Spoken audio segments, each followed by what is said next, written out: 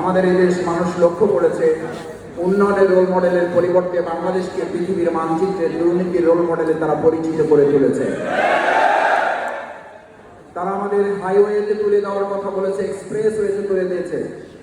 আসলে তারা উন্নতি এবং অগ্রগতির হাইওয়ে এক্সপ্রেসে তুলে দেওয়ার পরিবর্তে বাংলাদেশের মানুষকে আমাদের পাশে কেরানীগঞ্জ এবং তার আগে আমাদের এই পুরাতন জেলখানা ঢাকার এই জেলখানা, যেটি জেলখানা হিসেবে পরিচিত, এই গোটা বাংলাদেশকেই তারা একটা জেলখানায় পরিণত করে বাংলাদেশের মানুষকে আটকে রাখার যে পরিকল্পনা করেছিল, তার মধ্য দিয়ে সেদিন সে মানুষ স্লোগান তুলেছিল।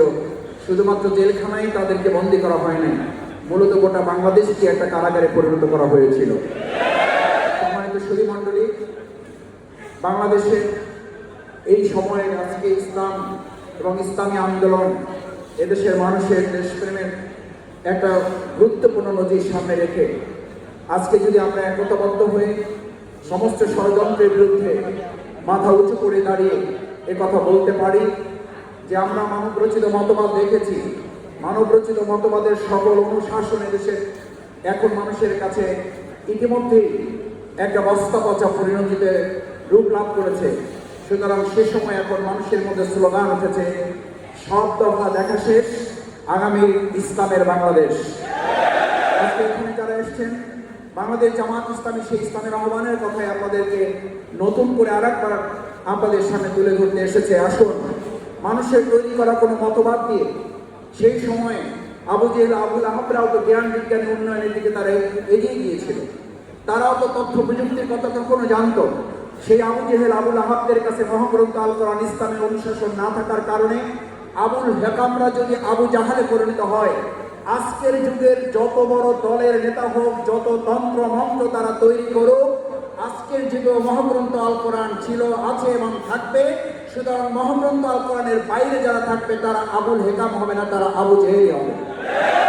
মানুষ আর আবু জেহেলের পিছনে ঘুরতে চায় না। মানুষ এখন খোলাফায়ে রাশেদার মুহাম্মদ রাসূলুল্লাহ সাল্লাল্লাহু আলাইহি ওয়াসাল্লামের সেই অনুশাসনের দিকে ধাবিত হয়ে উই ওয়ান্ট জাস্টিস, ছাত্র জনতার সেই স্লোগানের দিকে ফিরে যাওয়ার জন্য মহাগ্রন্থ আল কোরআন এবং ইসলামের ভিত্তিতে দেশ পরিচালনা করতে চায়।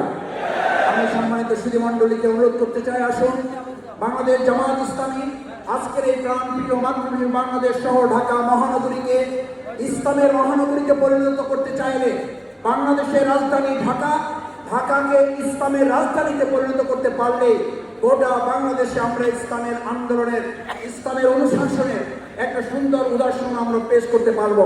সম্মানিত ভাই এবং বন্ধুগণ, আজকের এই ছাত্র জনতা যখন ইসলামী অনুশাসন দেশপ্রেমের ভিত্তিতে গণ অভ্যুত্থানের রচনা করেছে, ঠিক সেই সময় আমরা লক্ষ্য করছি আমরা আমাদের একটা স্বৈরাচারের ফ্যাসিস্টের দেয়াল হয়তো ভাঙতে পেরেছি, কিন্তু এখনো এই বালু কণা যেখানে যেখানে আছে তারা সেখান থেকে আবার আওয়াজ তোলার চেষ্টা করছে।